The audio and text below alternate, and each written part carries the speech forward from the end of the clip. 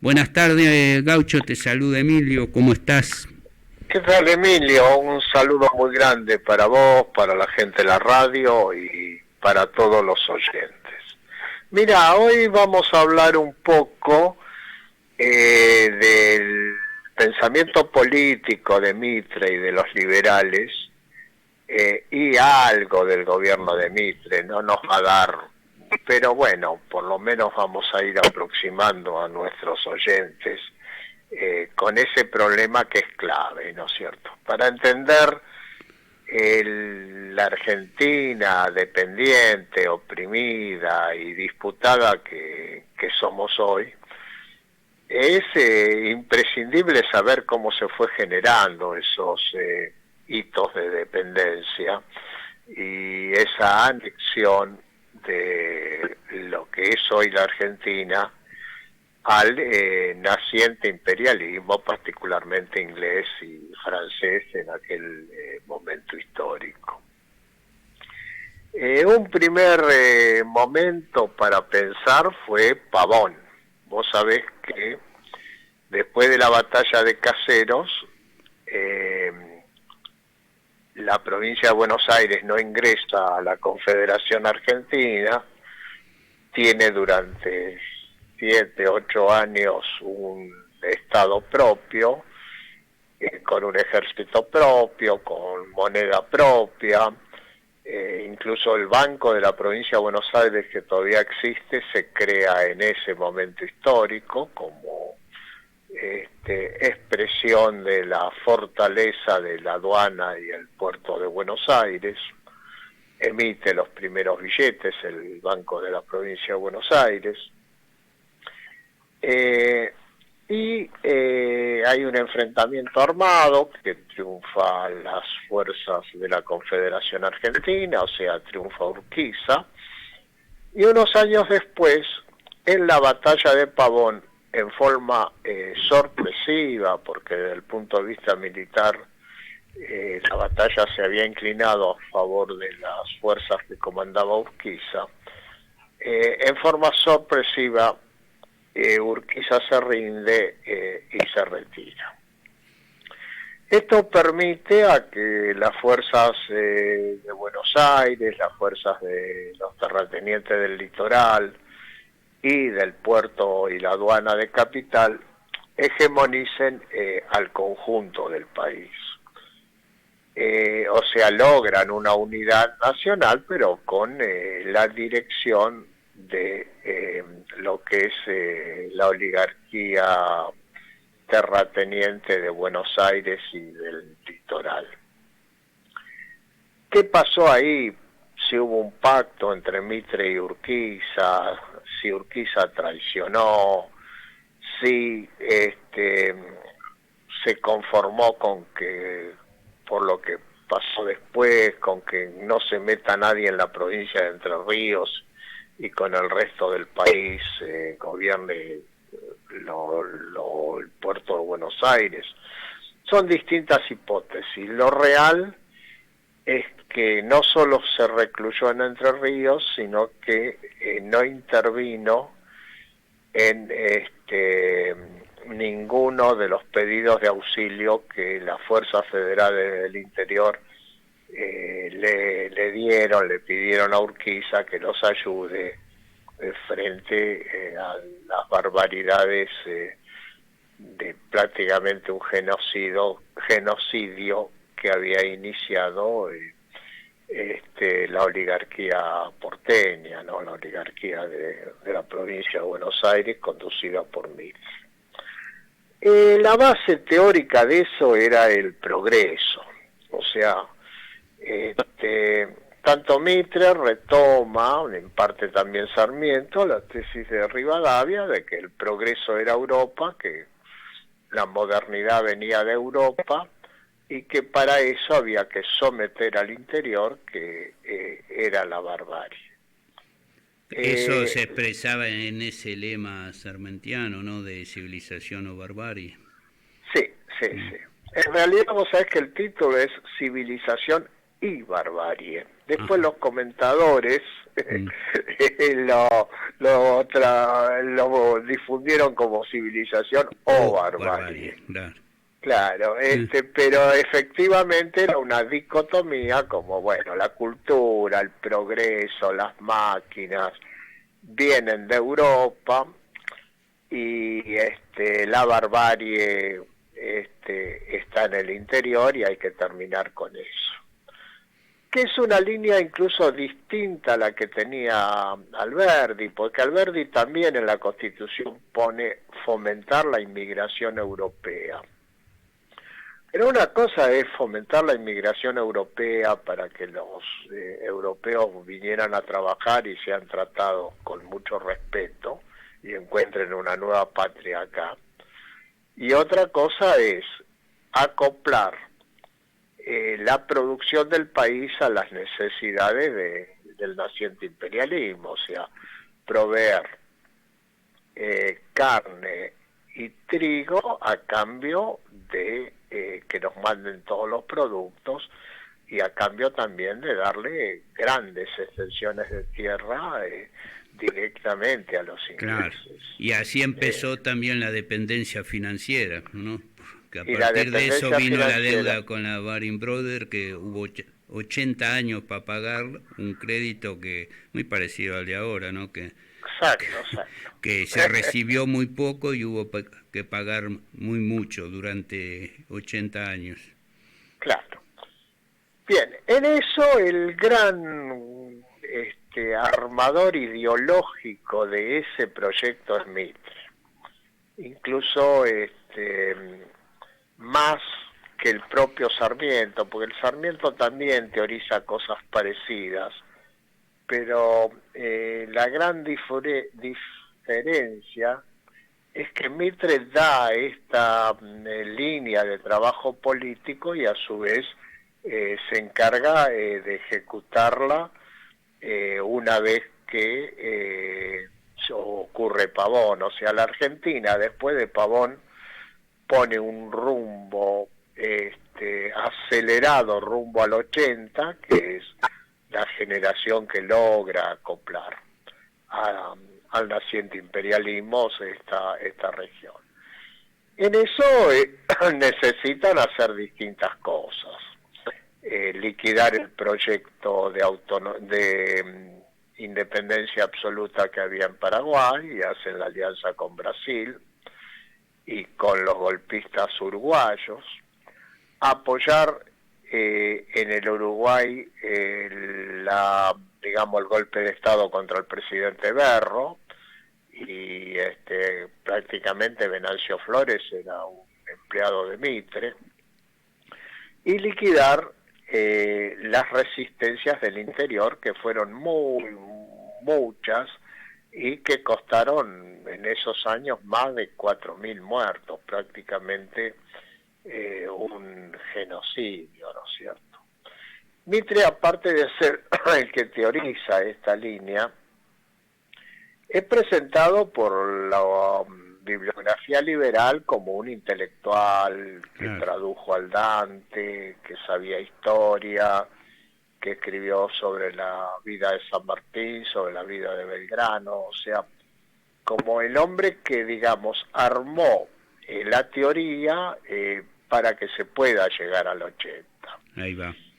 Nos dejó la llamada historia mitrista, ¿no? Porque no solo fue un tipo que gobernó, un funcionario en gobierno, un militar, sino, como vos decías, elaboró en teoría y armó una ideología, ¿no? Sí.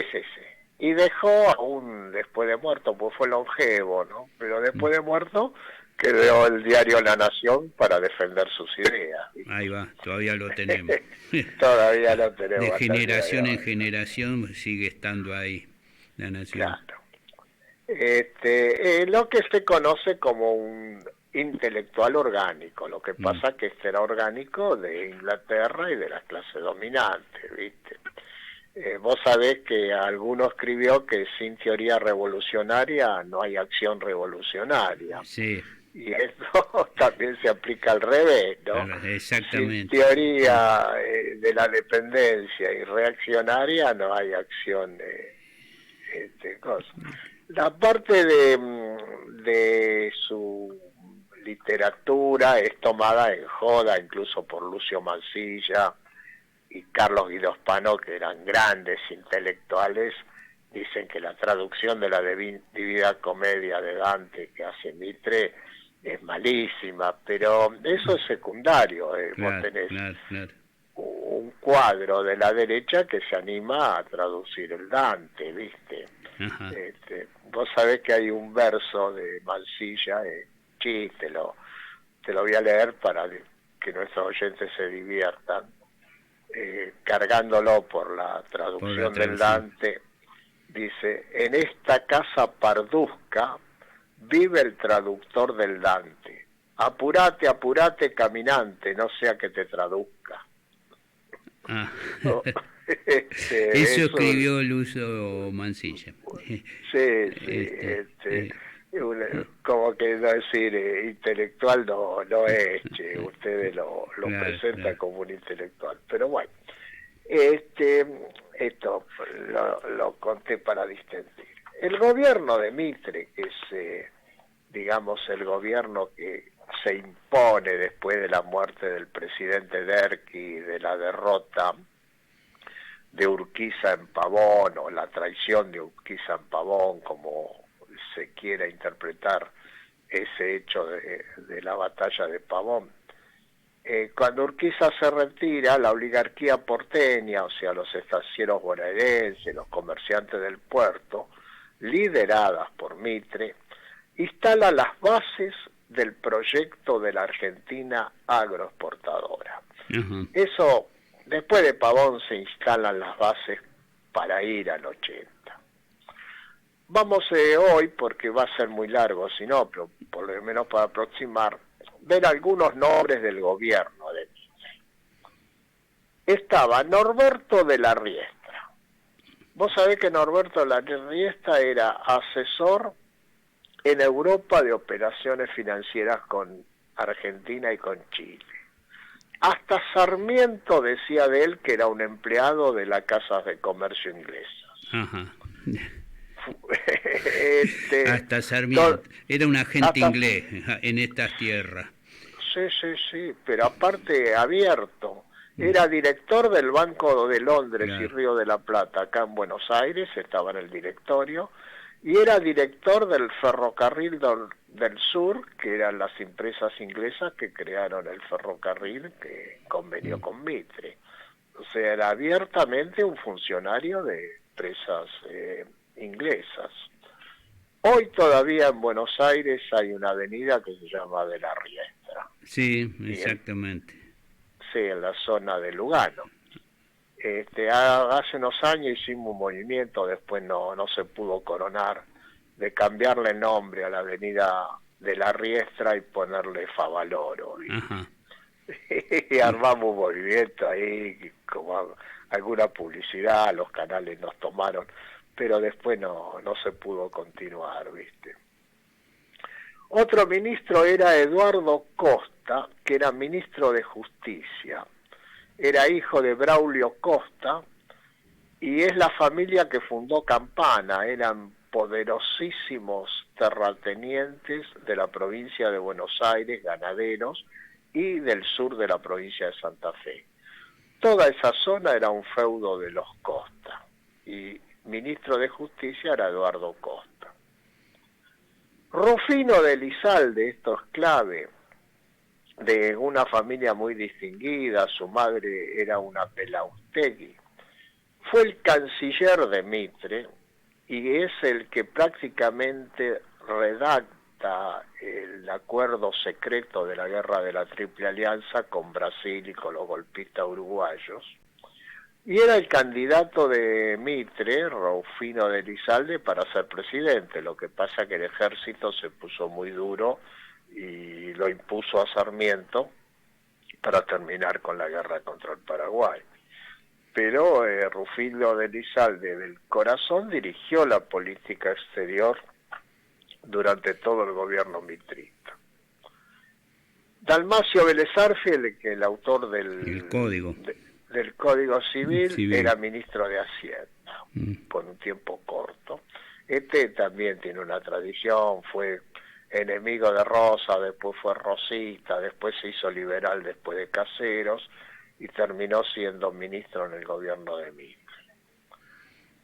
Juan Andrés Gelioves, que estuvo en el sitio de Montevideo Sí. y fue ascendido por pastor obligado, y fue ministro de guerra de Lavallol en la provincia de Buenos Aires en el momento que esta estaba segregada de la nación. Y el único que rescatable es Guillermo Rawson, que era un médico con una personalidad como higienista. Claro. Que Rawson, bueno, que estuvo en la lucha contra la fiebre amarilla, ¿no? sí, sí. En el comité popular que se armó en la ciudad para combatir la fiebre amarilla. Sí, eso es lo más rescatable de ese gabinete.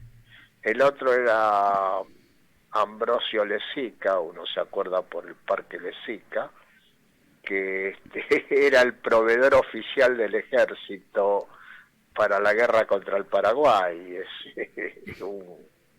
Todos tenían algún interés ahí, Hicieron un negocio fastuoso, claro, vendiéndole pasto y correas al ejército. Al ejército. Bueno, te voy a resumir la sí. gestión mitrista 1862 a 1868, 6 años. La puedo sintetizar sí, así, sintetizala sí. por razones de tiempo. De tiempo. Consolidación de la oligarquía porteña, que logró dominar al interior del país e imponer su proyecto. ¿Cómo lo logró dominar? Lo podemos hacer en una reunión aparte porque masacró el interior. Segundo, tuvo una política contra los blancos en la banda oriental, lo que es hoy el Uruguay. Tercero, un sometimiento del interior federal argentino, de los restos del federalismo argentino. Cuarto, contribuyó en forma muy importante a liquidar el ensayo del pueblo paraguayo, el ensayo de libertad y de independencia absoluta. Se puso en marcha ahí ese proyecto semicolonial de acoplarnos a las necesidades de Europa de aquel momento. Eso unos años después Carlos Pellegrini lo define muy bien, como Argentina se transformó en la granja del taller inglés. O sea, nosotros les mandábamos la comida y ellos mandaban todo. La granja del taller inglés. Se hicieron concesiones para trazar los ferrocarriles en abanico con una desembocadura exclusiva en el puerto de Buenos Aires. Se instalaron bancos ingleses, propiedad de los ingleses, y se estableció el libre cambio como doctrina oficial de la economía argentina. O sea, los productos venían con total libertad y se mandaban productos primarios sin elaborar. La política exterior se destinó a consolidar la Argentina hacia el Atlántico y un apéndice y sucursal de Europa. Esto es, digamos, los puntos programáticos del gobierno de Mitre, ¿viste? Ahí va. Quedó todo bien atado y bien atado, como dijo alguien, al imperialismo inglés, ¿no? La sujeción de la Argentina al imperialismo dominante en ese momento en el mundo. En ese momento, que 40 o 50 años después se ve con total nitidez. Ahí va. Empiezan a rumbear, en el 80 se anuda. Para llegar a eso necesitaban liquidar a lo que quedaba del federalismo del interior, que fue muchos años, casi 80 combates, eso lo podemos hacer en otra audición, y 4 o 5 mil muertos, una masacre. entre ellos a cortarle la cabeza al Chacho Peñalosa, liquidar el Paraguay con argumentos muy parecidos a los que usaban contra los caudillos del interior, que eso era barbarie, y pactar una neutralidad con Urquiza y apoyar el golpe de Estado contra el gobierno del doctor Berro en el Uruguay. En el Uruguay. Ahí va. Esa es la política. Yo me parece, pues si no se va a hacer muy largo, sí, podemos parar acá. Sí, vamos cerrando, Gaucho. Sí, y en un segundo programa hablamos de las reuniones, de las rebeliones federales que hubo esos años, que son muy, muy interesantes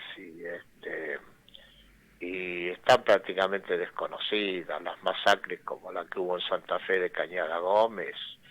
Bueno, necesitamos tiempo. Lo dejamos para la próxima. Hoy ha sido muy bueno como introducción a todo esto, lo que abrió ese periodo después llamado de la generación del 80. Bueno, Gaucho, te despido y hablamos la próxima semana. Un abrazo grande como siempre. Un abrazo, un saludo para vos y los oyentes. Buenas tardes. Chao, chao.